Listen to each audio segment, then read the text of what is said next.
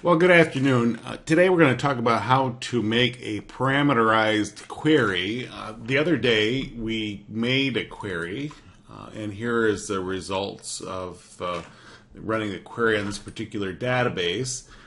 So what I want to do is go into design view. Now, the reason we want to have a parameterized query is that, and pardon me here, I'm just going to move these things around a little bit. They're kind of ugly. So if we do it this way, the reason we want a parameterized query is because we want to be able to select the new orders in the order table, not all orders in the order table. And conveniently enough, we have a field in the orders table called order date. Order date, of course, is the day when we entered the order. And so I'm going to use that field. I'm going to set a criteria here so to determine which are new orders. And not only that, but what I'd like to do is set it up so that whenever I ran the report, it would ask me for the date that I'd like. And so that's exactly what I'm going to do. I'm going to set this up to do that. It's easily done. You notice here in the on the screen that we have in the bottom grid of the query design form, the first row is called field, second table, third is sort, and so forth. And the fifth one is called criteria, and that is just a criteria that lets us select the records that we like to see. So the way we do this is we can set this greater than and put an equal sign there. So it's greater than or equal to, and then I'm going to put, so we're going to enter a date in here.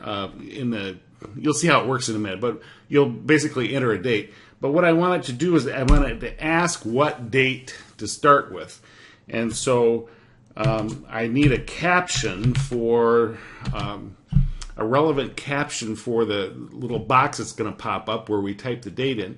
And so I have, so far what I have is greater than or equal to, I have a square bracket, an opening square bracket, and I'm going to type edit start date in here.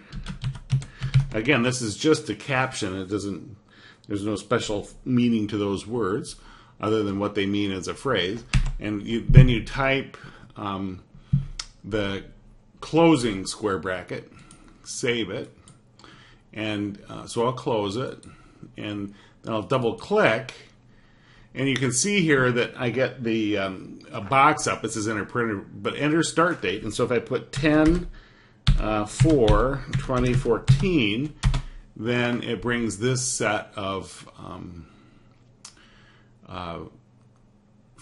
records up. So this is that's how you would create a parameterized query. And you say, well, okay, you said something about the report doing that. Well, the report is based on the query, and so whenever I run the report, it runs that query and it asks me for the start date. So I'll put a different start date in here.